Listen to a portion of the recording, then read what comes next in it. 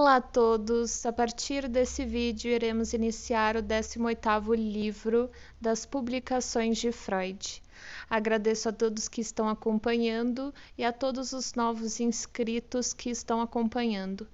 Peço que apoiem o canal se inscrevendo e curtindo os vídeos que assistirem para que eu possa continuar fazendo os audiobooks e para que o canal cresça cada vez mais. Assim, iniciamos o vídeo com o título Nota do editor inglês Gesetz des Lustprinzips. Freud fez uma série de acréscimos na segunda edição, mas as alterações subsequentes foram desprezíveis. A presente tradução inglesa é uma versão tanto modificada da publicada em 1950. Como é demonstrado por sua correspondência, Freud começou a trabalhar num primeiro rascunho de Além do Princípio de Prazer em março de 1919 e informou que esse rascunho estava terminado em maio seguinte. Durante o mesmo mês, ele completou seu artigo sobre The Uncanny, 1919, que inclui um parágrafo que apresenta grande parte da essência da presente obra em poucas frases. Nesse parágrafo, refere-se à compulsão à repetição como sendo um fenômeno apresentado no comportamento das crianças e no tratamento psicanalítico.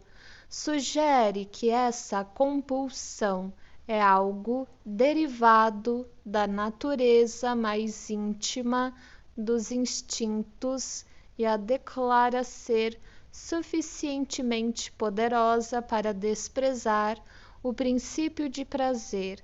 Não há, contudo, alusão aos instintos de morte. Acrescenta que já terminou uma exposição pormenorizada do assunto. O artigo sobre The Uncanny, contendo esse resumo, foi publicado no outono de 1919, mas Freud reteve Além do Princípio de Prazer por um ano ainda.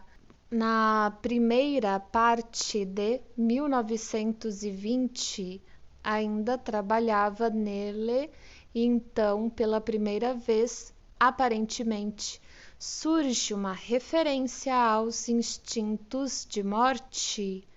Numa carta a Entingon, de 20 de fevereiro, estava ainda revisando a obra em maio e junho e ela foi finalmente terminada por meados de julho de 1920.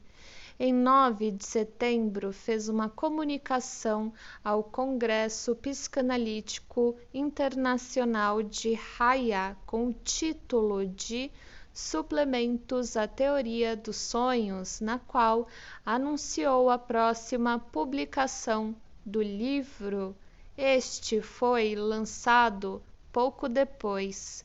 Um resumo do autor da comunicação apareceu no Int the Psychoanalyse, 1920. Uma tradução dele foi publicada no Int J Psycho-Anal. Não parece certo que esse resumo tenha sido realmente da autoria de Freud, mas pode ser interessante reproduzi-lo aqui, em nova tradução. Suplementos à Teoria dos Sonhos. O orador tratou em suas breves observações de 3 pontos referentes à teoria dos sonhos. Os 2 primeiros relacionaram-se à tese de que os sonhos são realizações de desejo e apresentaram algumas modificações necessárias dela. O terceiro referiu-se a um material que trouxe confirmação completa de sua rejeição dos alegados intuitos previdentes dos sonhos. Explicou o orador que, juntamente com os familiares sonhos de desejo e os sonhos de ansiedade que podiam ser facilmente incluídos na teoria, existiam fundamentos para reconhecer a existência de uma terceira categoria, a qual deu o nome de sonhos de punição. Se levarmos em conta a justificável suposição da existência de um órgão especial auto-observador e crítico no ego, ideal do ego, sensor, consciência, também esses sonhos de punição devem ser classificados na teoria da realização de desejo, porque representariam a realização de um desejo por parte desse órgão crítico. Tais sonhos, disse ele, possuem aproximadamente a mesma relação com os sonhos de desejo comuns que os sintomas da neurose obsessiva surgidos na formação reativa têm, como os da histeria. Outra classe de sonhos, no entanto, pareceu ao orador apresentar uma exceção mais séria à regra de que os sonhos são realizações de desejo. Trata-se dos chamados sonhos traumáticos que ocorrem em pacientes que sofreram acidentes, mas aparecem também durante a psicanálise de neuróticos, trazendo-lhes de volta traumas esquecidos da infância. Em conexão com o problema de ajustar esses sonhos à teoria da realização de desejo, o orador referiu-se a uma obra a ser publicada dentro em breve sob o título de Além do Princípio de Prazer.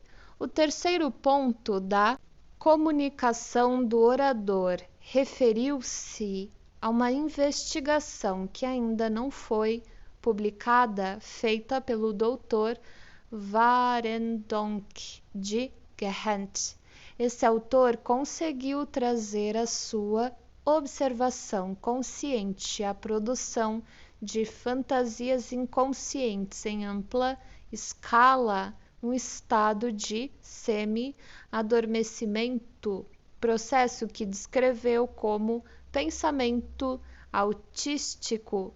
Surgiu dessa investigação que a consideração das possibilidades do dia seguinte, a preparação de esforços de soluções e adaptações, etc., jazem inteiramente dentro do campo dessa atividade pré-consciente, que também cria pensamentos oníricos latentes e que, como o orador sempre sustentou, nada tem a ver com a elaboração onírica. Na série dos trabalhos metapsicológicos de Freud, Além do Princípio de Prazer, pode ser considerado como uma introdução da fase final de suas concepções.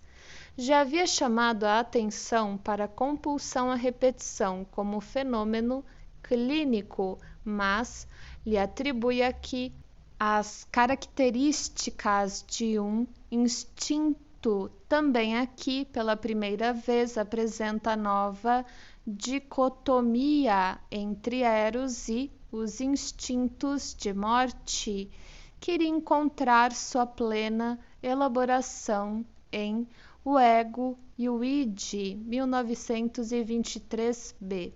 Em Além do princípio de prazer, também podemos ver sinais do novo quadro da estrutura anatômica da mente que deveria dominar todos os últimos trabalhos de Freud.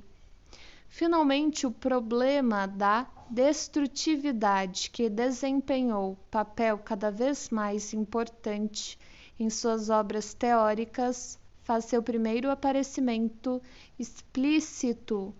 A derivação de diversos elementos do presente estudo a partir de suas obras metapsicológicas anteriores, tais como The Two Principles of Mental Functioning, 1911b, Narcisismo, 1914c, e Os Instintos e Suas Vicissitudes, 1915c. Será óbvia. Particularmente notável, porém, é a proximidade com que algumas das primeiras partes do presente trabalho acompanham o projeto para uma psicologia científica, 1950a, esboçado por Freud 25 anos antes, em 1895. Extratos da primeira tradução, 1922, do presente trabalho foram incluídos em General Selection from the Works of Sigmund Freud, de Hickman, 1937.